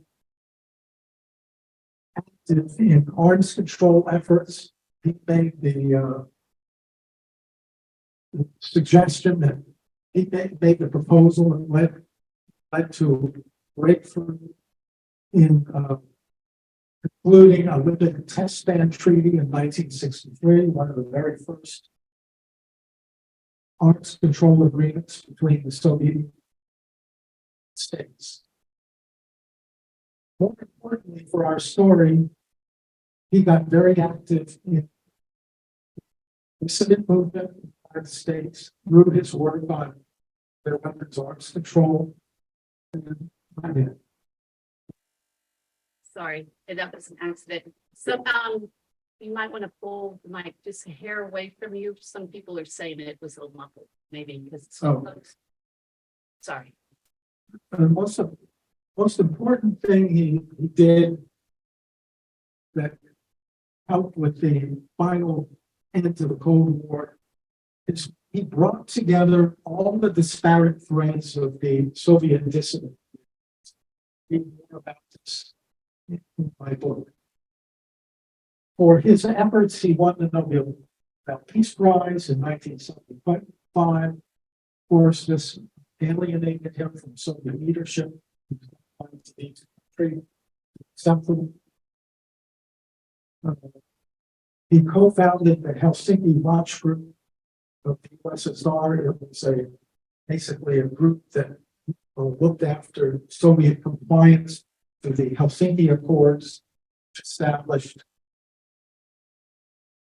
confidence measures to prevent war in Europe. And finally, you'll see in this book that he is the one that provided the idea to Gorbachev that led to the breakthrough in the arms control negotiations that set in motion the events that ended the conflict. That's basically what the book is about. Next slide. So the scientists' boycott was originally organized in response to Orlov and Sharansky being sent to Siberia. So who were these guys? Yuri Orlov was a physicist. He was Samarov's generation. He was born in 1944. He was Sakarov's co-founder of the Watch Group. For his troubles, he was put on trial and sent to Siberia. Anatoly Sharansky was much younger, a generation later. He was a computer scientist and became the leader of the Jewish emigration movement. So these were people who were not, unlike Sakharov and Orlov, who were interested in reforming the system. Sharansky led a movement of people who just wanted to get out. They weren't interested in reforming the system.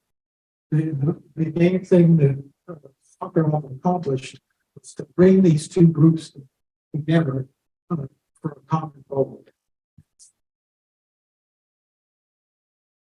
So even before the boycott, individual scientists, many individual scientists, United States took many actions to aid their Soviet colleagues. This is one of them. And that's me, isn't it? Physicist is Elvis Blaine, still alive, as you can see. So I have this story in the book, which you can read, chapter 7. It became an international incident, foreign scientific conference, which I was threatened with arrest and expulsion from the conference because of petition activities. So read about that. So the boycott idea originated with scientists at Lawrence Berkeley Lab in 1978 during the trials of Orlov and Sharansky, mainly focused on those two originally, but there were many scientists in prison camps in Siberia, famous Yalta prison. But it had become clear by this time, by the time of Orlov Trotsky's trial, that organized letter writing campaigns, petition drives, other individual actions were having no effect in changing the situation for Soviet scientists. They're still being arrested at even higher rates, sent off to Siberia. They even had their degrees revoked, their papers withdrawn from publications, basically made non-persons. This blossomed into a larger international effort. Arrest and exile of Sakharov in January 1980. I'd like to emphasize that this was an entirely grassroots, no government involvement. The United States government didn't organize recon of the Soviet. In fact, they were probably opposed to it. The boycott was announced to the world at simultaneous press conferences in Washington, London, Paris, Geneva, 16th of October, 1980. I think it was that very same deep day, certainly same week, that it went mostly unnoticed that this obscure Soviet Communist Party down in Stavropol, they become elevated to membership in Soviet politics. Because of that, Moscow. That was that very same week. So the sequence of events that ended the boycott, Soviet Union, Cold War, set in motion by Gorbachev, shortly after he arrived and take his position Politburo in Moscow. Gorbachev died, Brezhnev died, and his two daughter-in-law successors, Andropov and Cheryenko, didn't last very long either. And so the Politburo turned to Gorbachev to take over the chairmanship of the Communist Party at the opposition Soviet Union. When Gorbachev came to power, he tried to institute called perestroika. Perestroika is just the Russian word for rebuilding or construction. He knew that the Soviet economy was in bad shape, and that it was partly because of at least partly because of the scientists boycott, because he needed Soviet scientists to help support the perestroika. Accordingly, we gave the order to release Andrei Sakharov from exile in December 1986. Sakharov immediately returned to Moscow in February 1987, just weeks after returning from his internal exile. He spoke at an international conference, a disarmament conference in Moscow, at which Gorbachev himself was in attendance. Sakharov proposed in his speech at this conference to delink Soviet opposition strategic defense initiative, President Reagan's Star Wars program, from nuclear arms control negotiations, which were then stalemated because of the SDI issue. The Soviets really wanted the Americans to stop their SDI. Sakharov basically said, let them waste their money. This thing isn't good. if it's just going to bankrupt the United States, we can get around it anyway. So Sakharov's proposal was reinforced by two American scientists who were at dinner with John Gorbachev. This meeting convinced Gorbachev to adopt Sakharov's proposal as his own. And he says as much in his memoirs. Just days after the conference, Gorbachev ordered his negotiating team to take a new position at the negotiating table. Remember, the old position led to the stalemate that ended the summit between Presidents Reagan and Gorbachev, the Reykjavik, Iceland summit, which ended with no agreement, frustration on both sides. That all changed just a few months later. Gorbachev ordered his negotiating team to take this new position that urged on him by Sakharov and two American scientists that he met. This led in a few short months to an agreement with the United States on eliminating all intermediate range nuclear missiles from Europe. So that my book goes into some more detail about what happened after that, the sequence of events. Once this breakthrough in the arms control negotiations took place, then everything else sort of fell into place, leading to the final end of the scientist boycott, end of the Soviet Union in December 1991. However, so there it sort of ends on an upbeat note. But unfortunately, I don't, because notice that the U.S. is not like last. Still here, this particularly white Republicans, so SDI and Reagan's military buildup and just really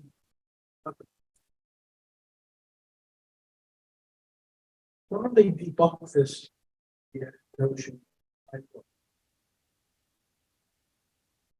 The real lesson we should learn from this is to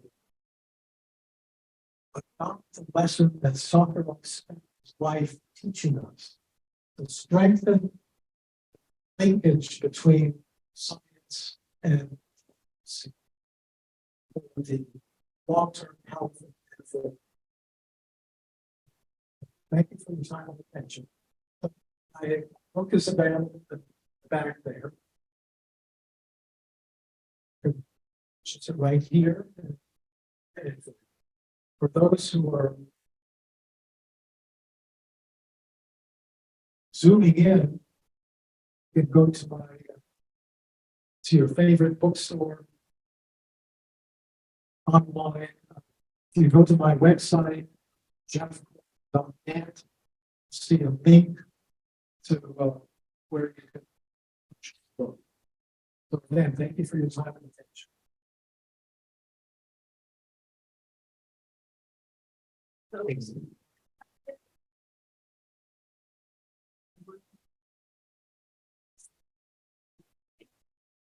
Everybody can see it. Okay, thank you. Thank you so much. And then we'll send out a link to your webpage to all club members and let them know how they can purchase the book. So questions? Yeah, absolutely. Questions? It's complicated, so many of them. It's a lot of information. Boy, I'm gonna have to read that. Ellis, did you have a question? Well, I guess the thesis of the book is that the Cold War is actually over. Then Communism over, very close to a high water again. And it seems that really boycotted Russia right, left, and every way, including blowing up a pipeline. But, can you give us a clue as to how we got from convincing Gorbachev to end the Cold War, take down this wall, all of that, and now we've got former KGB agents threatening world peace with nuclear weapons. Hard question, Jeff. Yeah, it is. This book went to the publisher well before all these recent events. So I'm still in the process of mulling this over and trying to make sense of it and how we got there to here. The things happen. I think what I focus on in the book has to be unraveling. It's mainly two areas. What is the tension between the U.S. and its Western allies? Conflicts and disagreements over the expansion of NATO eastward into countries that were part of the Warsaw, and particularly into countries that were part of the Soviet Union, like Estonia, like the Baltic, particularly. And the current talk about Ukraine becoming NATO. So Russia sees that as a direct threat to them. So that's part of the problem. The other part of the problem is Russian side. The Soviet Union was made up of 15 semi-autonomous republics, which included Ukraine, Georgia, all the republics, the Central Asia, like Uzbekistan, Tajikistan, and so on. After the dissolution of the Soviet Union, all of these 15 republics became separate republics themselves, and leaving behind in many places, including Ukraine, a minority population of Russian speakers. So that's what the Soviet Union was held together for those 70 years of its existence, the basis of Stalinist terror, basically. Stalin and the Soviet Union and the Communist Party are no longer there. Once the whole thing is all together, from dissolving into internal warfare, like what we saw in Azerbaijan, Georgia. The inability of Soviet and now the Russian government to deal with their nationalities problem. That to me is the core of the issue. And then tie that into their inability to be happy with the expansion of NATO eastward towards their borders makes for a very volatile situation. I don't have a solution. Next book. Yeah, it seems to me from my reading in history that the reason Cold War stopped wasn't so much that Gorbachev had separated Gorbachev's here, but he was more open to what Gorbachev had to say. because Gorbachev wanted to essentially open the Soviet Union to trade with the West. That led to a liberalization throughout the entire country. And, then he fell out of office and was replaced with a drunk. Basically allowed Putin to come into some standing when he succeeded. Yeltsin. So, the problem is that Putin is fascist, the first degree, and he threw this country into a situation that is untenable. Even in Chesapeake. So I have a difference of opinion on how the scientists say, well, they made a contribution, but still he was Gorbachev. Well, together, Yeah. it's the confluence of these two things. Gorbachev does say in his memoirs, he needed the scientists to make these reforms work. Into That advanced sense. technology. That's why he released supplement, because he wouldn't get the scientists on board with this unless he did. That's the key. Okay, I get that. Any other questions? Thank you. Thank you. And the book is for sale here today, and you can get a signed copy.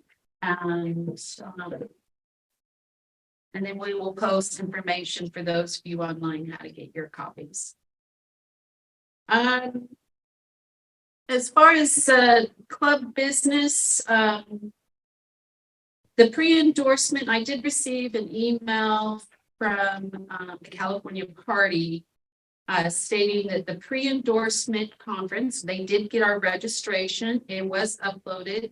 Now comes the point where they're going to give us access again to go and clean up the exceptions. So I will have a chance to go and work those. I may be calling some of you folks if I have problems finding your voter registration for members in good standing. And we will be working those exceptions. We should have, if I get all of the errors worked, it looks like three members that could represent us during the pre-endorsement conference. We might want to go ahead and vote for 3 members and 1 or 2 alternates to send. The date of the pre-endorsement conference will be held either Saturday, October 21st, or Sunday, October 22nd, depending on the district and the CDP region it coincides with. And they're asking all regional directors and club contacts to start your next steps. So for that, for us, it's going to be picking our delegates, our representatives to go. And again, it needs to be members in good standing. You know who you were. Those are people who were paid by April 25th. And that was the file that was sent to the county party. So for that, I guess I'd like to open up. Does anybody want to put forth somebody, one of our club members, to represent us? I personally would like to. Richard. Yes, Richard. So do we technically have 3 spots right now, or is it 2? Right now we have 2 with the numbers that I have. If I get those, I think I have another 5 people that if I work those errors, I think we'll have 3. But again, it's based on me getting into that file and fixing all the exceptions. And So tonight, should we appoint 2 or? I think we should appoint 3 with an alternate, or we could do 2 with an alternate. If we get the 3rd seat, we could forward that alternate. Does somebody want to make a motion on how to deal with that, Ellis? A point of information, Yes. typically we've gone 2 over what we thought we were gonna get. So if we can get 4, and then we have the election, top 2, let's say we get 2, the top 2 get it. the other two kind of sit back. Now, keep in mind, this voting can not only be in person, it can be by email. So whoever gets elected doesn't have to worry about showing up. They can do it by email. Okay, so Ellis is recommending that we nominate 2 and 2 alternates. 2 and 2 alternates, 4 candidates. 4 The candidates. 2 top get it. The next 2 are alternates. Okay, So it's a matter of how you fall within the voting. does anybody second that motion? I Okay. second the motion. Second, Ron seconded. Ron is a second if needed. Thank you. All those in favor, say aye. Aye. All those against? Okay, so who do you want to nominate? I do think. I would like to nominate Richard Lee. Second. We have a second and a third. All those in favor? Aye. All Well, those why opposed? don't we have everybody declare their candidacy that wants to do it? And then we vote based on who's going to be a candidate. So we just volunteer ourselves. This is what we've done in the past, Jackie. Okay, thank you, Ron. This time we volunteered, okay? This time we volunteered Richard up front. Yes, Ellis. I nominate you. Ellis nominated me. Second. I will accept that. Right. Third, And I nominate, Ron votes to nominate both Ellis and Sharon and also himself. I don't suggest we do that because we are not in a district that's gonna make any difference. so you're suggesting we stay And the only 16. district that's making any difference is SD5. If you live in another district, you can't vote in SD5. You can only vote people who will be on your ballot. Sharon and I don't have anybody who's gonna make a difference. Vote for. Anybody in AD 16 who would like to throw their name in the hat? I believe I'm in AD 16. And I served last round. I voted last time in the pre-endorsement Congress. That should not be contentious. But we could, I'm not more. Yeah, yeah. Right. Well, that would be better from the business area. You have to, yeah, I think the area for SD5 is gonna be Livermore, Pleasanton, Okay, Dublin. I nominate So that's Ben. not me. No. Can we put Ron as an alternate? And no, Van's shaking his head. I think they want people in SD5. I'm not an SD5. Van is in the SD5, I nominate Ben. Rainey has been nominated. Van, do you accept that nomination? Yeah. So one more. We need one more. Greg Donato, you've been nominated. Do you accept? You and SD5, Okay, so we had Richard number 1, me number 2, Ben number 3, and Greg number 4. Any other nomination? Yes. Oh, I was asking any other nomination. Any other nomination? I nominate Mary if she's in the district. Mary Perner. She is. I second Mary? that. Would you like to? Okay, I guess. Sure. You understand the issues. You know the people. Okay. Good for you. That's good, Mary. Okay, so how are we gonna handle this vote? Mr. Parliamentarian, how do you want to handle this vote? We have 5 people, 4 seats. Well, I suggest that we just do a vote by voice, and you can indicate what number you are in terms of that person voting. We'll just say, okay, I vote, so I'm number 1, and then somebody else says their name and we count that as number 2. Richard is asking, can we do an email? Can we send it to every club member and ask them to pick their top 4 out of those 5 people. Yeah, that sounds good, or just, right. And you can send the email out and give everybody a week to respond. Okay, I like that. is that good? Yeah. Okay, It's the right choice too. great choice. Good idea, Richard. It's right choice. It is by that right choice. 1, 2, 3, 4. Okay, so that's the way we're gonna handle that. I will send out a document tomorrow to all club members. And we will send it to members in good standing only. So if you Yeah. haven't paid your dues, too bad. You don't get it. I have a suggestion. Yes, Jackie, could you give us a paragraph of introduction on that ballot saying what the actual duties are yes. for I will. that? And okay. And the so date. people know what it's all about. Correct. I will send out all the information. I just received it from the county, but I will get that out tomorrow. Thank you. Sounds great. Okay, well done. The other thing that came up is attendance here in the club. It's been tough with our dual Zoom in-person meetings. And again, I want to apologize to our elected officials for last month with the Zoom problem that we had and losing the audio and part of the video.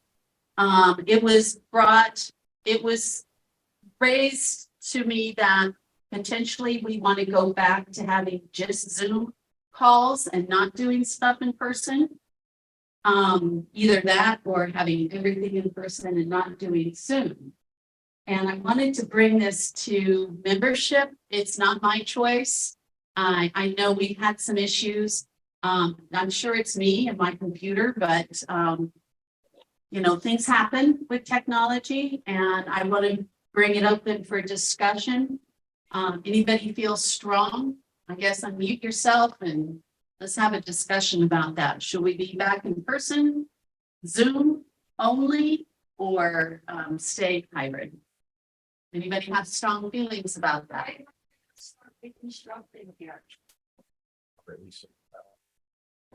And the question was asked because there will be some work being done here in the hall, but it's months out, so it's not upon us.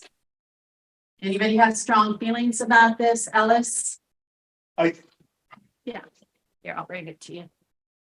I think that we're evolving from an old Zoom situation to a live situation, hopefully.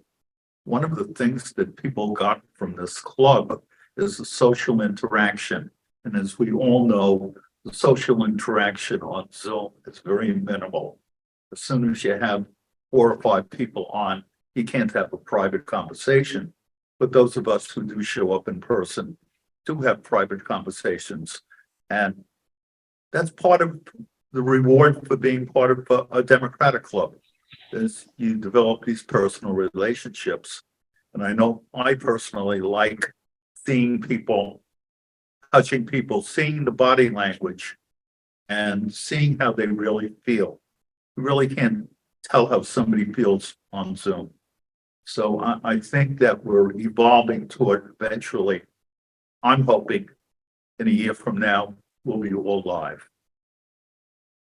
And Richard, I know you had some thoughts on this. You've had some comment feedback with other folks. Let's see if we can get Richard. Yeah, thanks, Jackie. And thank you. I can go up there too. That's, I don't know who I'm talking to anymore. well, first of all, I'll say, Alice, I definitely appreciate those comments, and I think there's a lot of merit to that.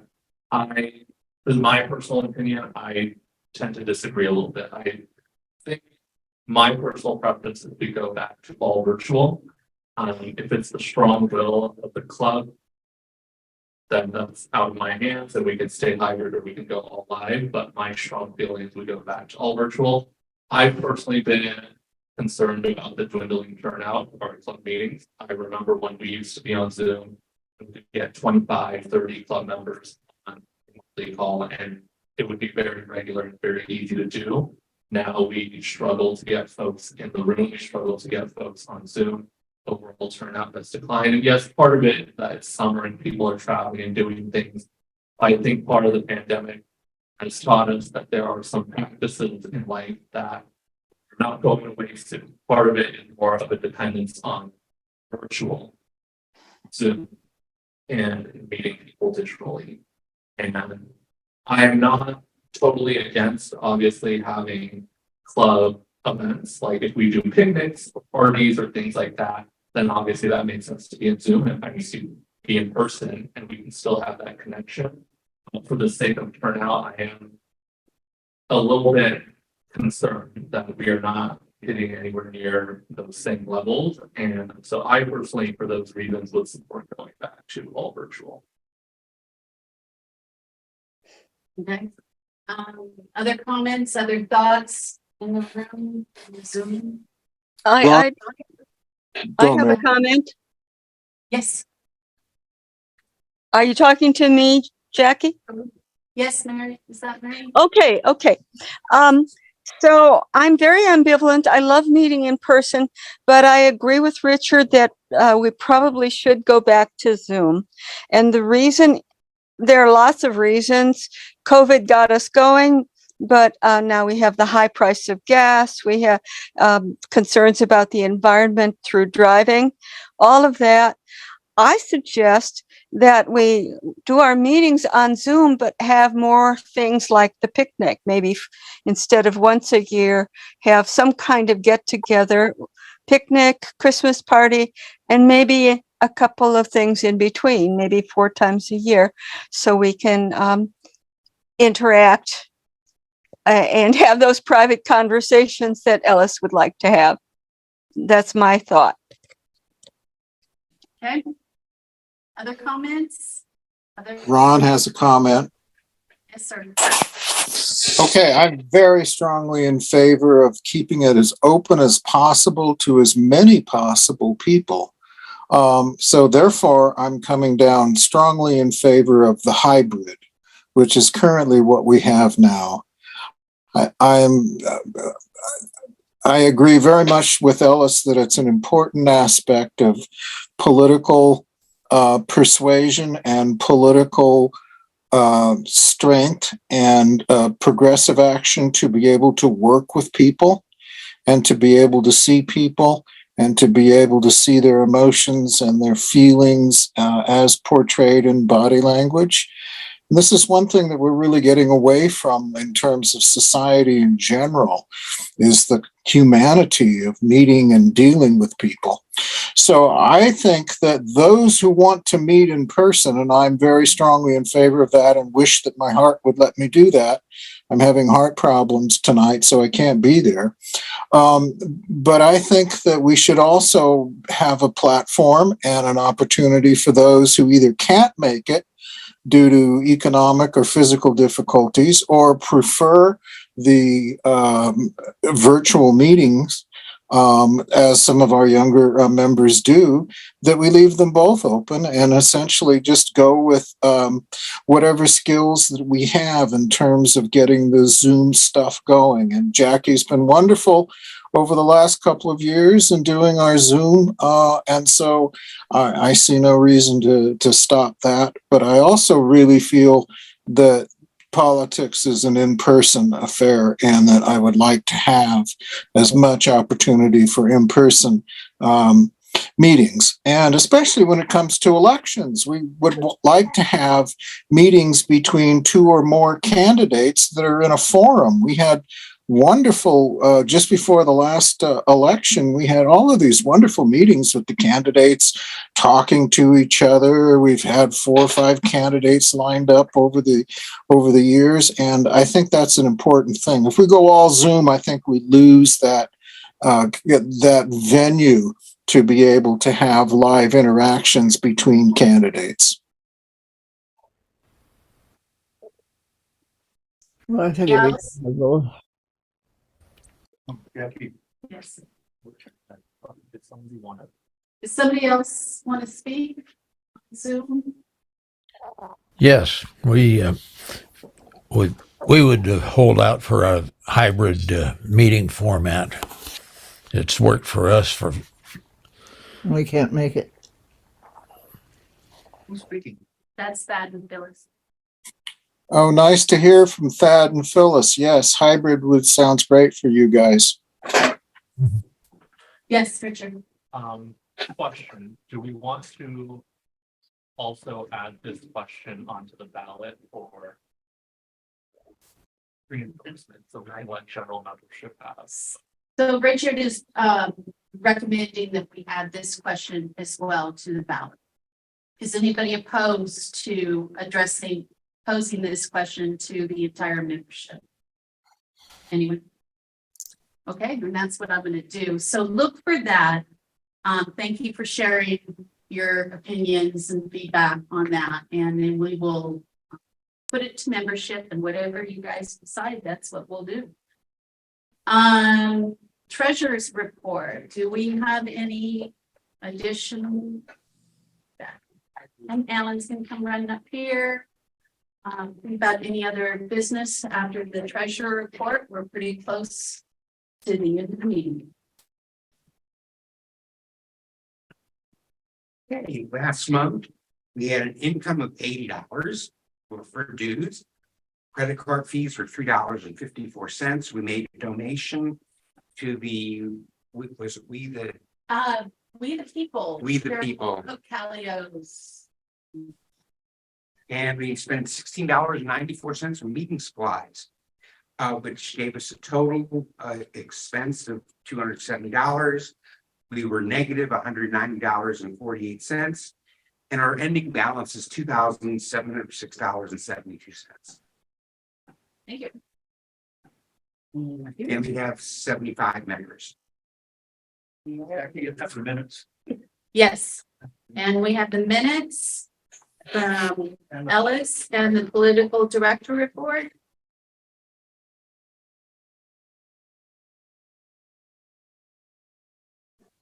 Okay, first off, last minute is on our YouTube channel, although the first portion is missing due to technical difficulties.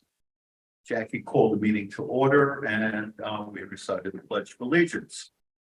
We had speakers from members of various city councils: John Marchand, Livermore Mayor; Melissa Hernandez, Dublin Mayor; Jean Chelsea, Dublin City Council; Valerie Arkin, and Julie Tester from the Pleasanton City Council. They answered questions about transportation, housing, policing, and various other topics. I gave a political director's report about the Tri-Valley UDC. And since then, if we're updating, I believe we have a new treasurer for the UDC. Yes, and I'm waiting for that transition and everything to happen before I fire up our next meeting. I want to make sure we have our new treasurer in place. Okay, so we will have word on the UDC. And as Alan mentioned, we voted unanimously to donate $250 to California for the People, no, We the People, excuse me, an organization. And this was to send local teachers to this summer We the People Training Institute. And I know Cheryl Cook-Callio has been involved in that for a long, long time. We the People also sends a group of students to Washington, D.C. And it's where we get our next generation of political activists. Okay, that's about my report. Okay. Next month we have some special guests. Barbara Lee. We will be doing a virtual meeting with her to listen about her run for U.S. Senate. And that is on, what date is that, Richard? Thursday, July 13th. Thursday, July 13th at 6 p.m. And that will be 100% virtual. So don't show up here at the hall. It's going to be long. July 13th, is that? July 13th at 6 p.m. And then July 22nd here live at the Union Hall for a breakfast meeting at 10 a.m. We will have Adam Schiff speak to membership. So that will be an in-person only. Do not look for us at Zoom. Please come in. Let's do this one in person. I'd rather be speaking with the congressman and not running around trying to mess with Zoom. So please come in for that meeting. What date was that, Chip? Yeah. July 22nd at 10 a.m. Saturday. And that's a Saturday. That's coordinating with his campaign since they're coming through the Bay Area. And the Barbara Lee, what day of the week is that? It's a Thursday, July 13th at 6 p.m. And that one will be virtual. Any other items? I have a strong recommendation. Yes. The recommendation is that when we send out this vote on whether the meetings should be virtual, in-person, or hybrid, that we ask the membership to make a recommendation rather than making a binding decision.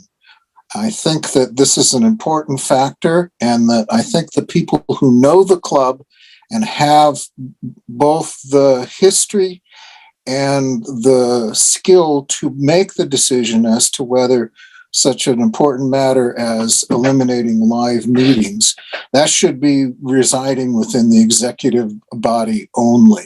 I think that we would want to ask all of the membership, but I think the executive committee should be able to override, in essence, be able to make the decision, because they are the people who are the core of the club. They are the people who have the most investment in it. They are the people who know what's best. And so I don't want to give the power to 75 people who don't really know the club that well and can't really predict the future and know its needs and how it's going to survive and serve the community best. I don't want to give that power, in a binding way. Any comments on that?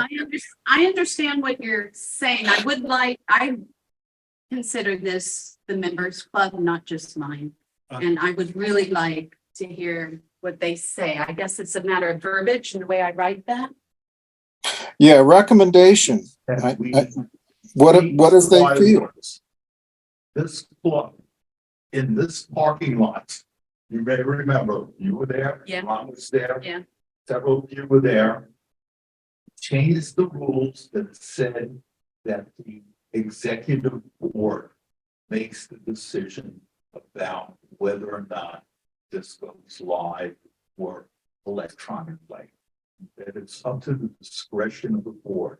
But this is the bylaws of the club, which we jumped through several hoops, including having a meeting in the parking lot.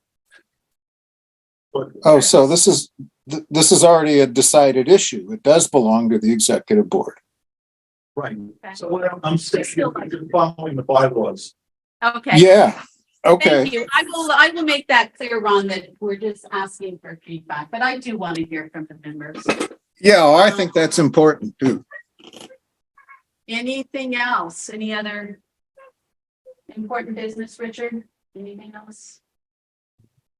Okay, then I call this meeting adjourned. Thank you so much. Be safe. And I'm going to close in honor of Ron Lorenz. I hope you feel better soon. Thank you. My friends, take care. Anything you need, reach out to us, okay? Okay. Thank you.